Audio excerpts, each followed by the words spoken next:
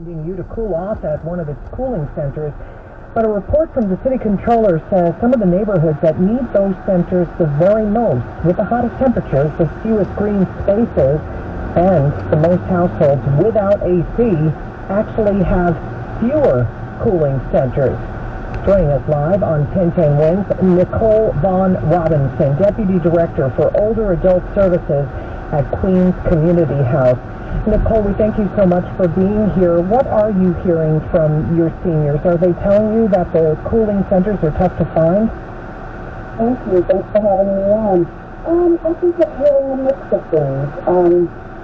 It's just folks are still a little bit concerned coming out of this pandemic. Finding a cooling center is very important. We want to keep our seniors cool and hydrated. And now we try to, keep them as informed as possible. As soon as our cooling center is activated, we're calling people just to sort of bridge the gap. So that if they may not be able to find it on their own, we are giving the information on where they can go. I see. So they can go to you to get help to find a cooling center. Have you gotten any complaints from seniors saying, I tried to go over there, or just I tried to find one and I couldn't, there aren't enough, they're too crowded, anything like that? I'm not hearing that, thank goodness, I'm not hearing that.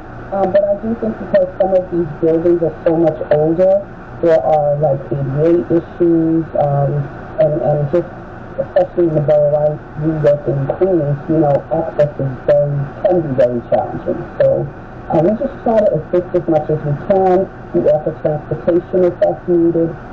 It's all about meeting the seniors where they are. And is that to say that your area would have fewer green spaces than some other places and therefore have hotter temperatures?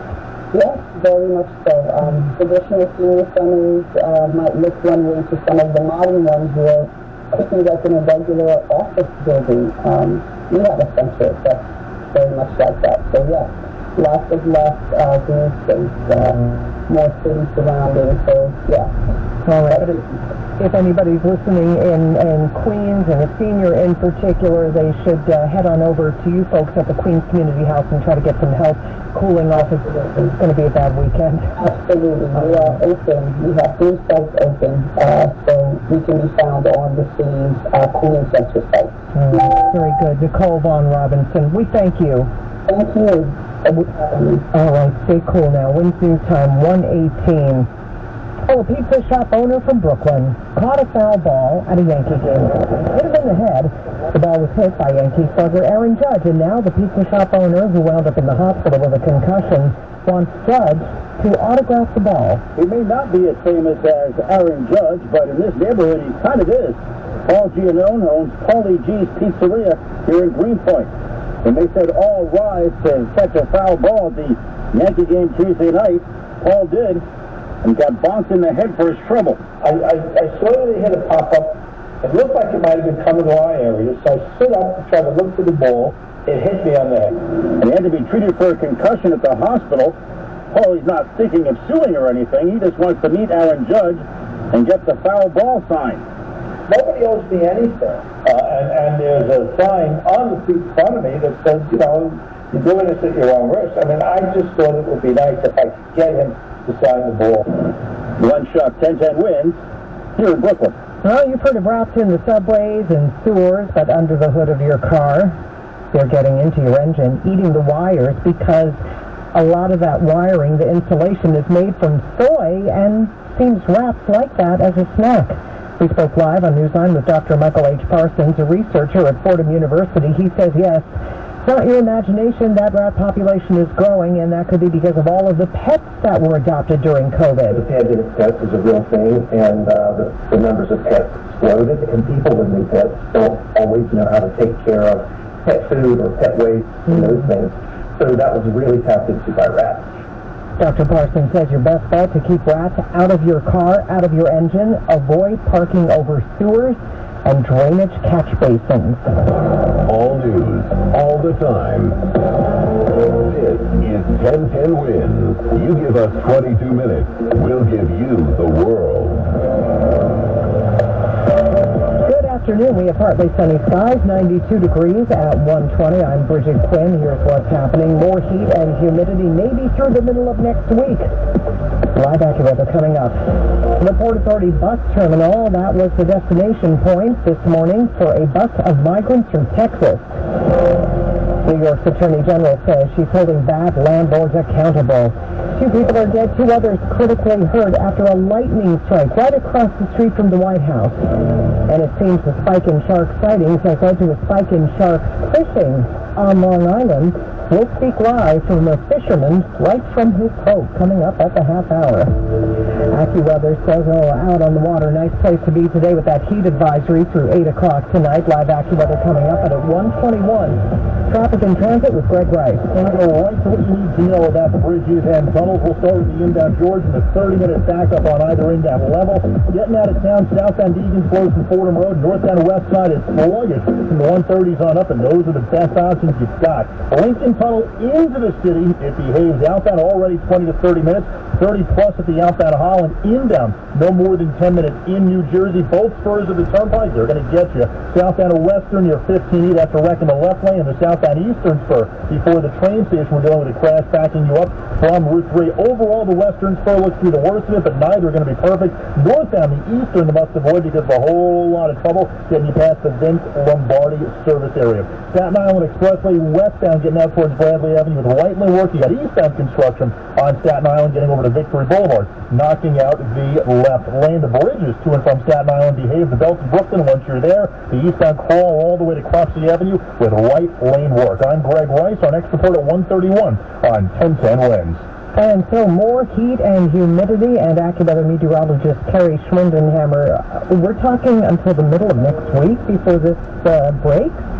Yeah, I think unfortunately that is going to be the case. Now, the heat is going to be, a borderline, obviously, this time of year. Temperatures in the upper 80s to near 90. But when you factor in the humidity, that's where the heat actually becomes a lot more noticeable.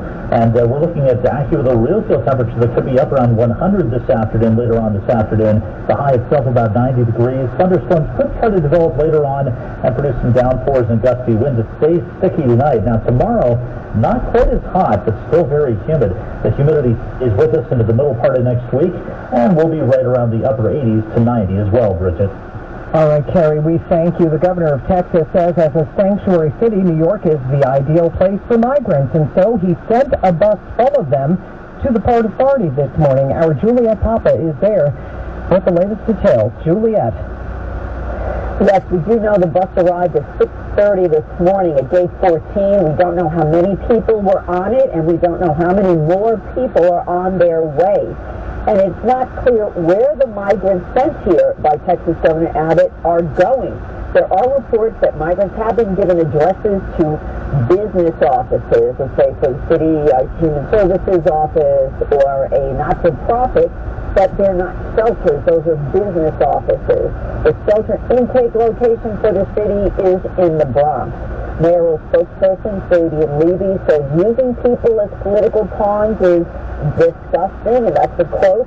New York Attorney General Tish James addressed the issue, saying she's concerned right now for the individuals on the bus, and she wants to make sure they're taken care of, and if they're seeking asylum, that process should begin. The Legal Aid Society has condemned the action, calling it shameless exploitation. Bridget? All right, Juliet, sounds like a lot more to come on that still developing story. We appreciate the update there from the Port Authority. Winds News Time 1:24. New York's Attorney General says she is holding bad landlords accountable, announcing one big landlord has been stopped from harassing tenants and from illegally eliminating rent-stabilized apartments. Today, I am proud to announce a $1.75 million settlement with the Inc. Property Group. As part of that settlement, James says Inc. will pay up to $1.75 million to preserve affordable housing and more than $400,000 in restitution to tenants. The Brooklyn McDonald's worker who was shot in the neck over an argument about cold French fries has now died. The latest details on that story for Newsline from our Glenn Schuck. This is the story that has got national attention. Matthew Webb's death, now a homicide. The 23-year-old being screamed at by a woman inside the McDonald's in Bed-Stuy Monday. She was complaining her fries were too cold. She then FaceTimed her son to come and continue the argument. That man, 20-year-old Michael Morgan, then shot Webb in the neck. He was on life support for 2 days before he passed away at Brookdale. Now, Morgan faces these upgraded charges, and while in jail this week, he was also booked on another killing for gunning down 28-year-old Kevin Holleran on Herkimer Street in Brooklyn nearly 2 years ago. One shot, 10-10 wins for Matthew Webb's home in Jamaica, Queens. Wins News Time 126, and as we speak, President Biden is speaking about the latest economic numbers. And we get the information about them from Bloomberg Money Watch and Ann Case. Despite caution signs that the economy may be losing steam, job growth in July came in far above expectations. Non-farm payrolls jumped by 528,000 last month, more than double what economists told by Bloomberg had estimated, and the unemployment rate fell to 3.5%. The number may give the Federal Reserve more reason to continue hiking interest rates in an effort to get inflation under control. Amazon is buying the maker of the Roomba vacuum. The e-commerce giant will pay $1.65 billion for iRobot as it continues its push into connected home devices and robotics. Amazon customers can already use Alexa to control Roombas, and some of the software already runs on AWS servers. iRobot saw sales soar during the pandemic, but demand has waned recently. Bloomberg Money Watch at 26 and 56 past every hour. I'm Ann Cates for 1010 Wins. The 1010 Wins BMW Shore Traffic Report is the sure way to get to and from the shore this summer. Every Thursday, Friday, and Sunday, courtesy of your Tri-State BMW centers. BMW, the ultimate driving machine. Well, speaking of the shore and the waters thereof, we'll be speaking live coming up at the bottom of the hour with a shark fisher. Attention, this is a special alert for all Americans who own a vehicle with less than 200,000 miles with an overpriced auto warranty or no warranty coverage at all. Due to the increase of new and used car prices, repair costs, and the price of gas, people are keeping their cars longer than ever, which is why CarShield is announcing a low-cost month-to-month vehicle protection plan to save any driver out-of-pocket expenses on covered auto repairs. Call now to find out how you can save thousands for covered auto repairs. Yes, you heard that correctly. You could save thousands on future auto repairs. Our specialists are standing by for all drivers to call for a free quick quote.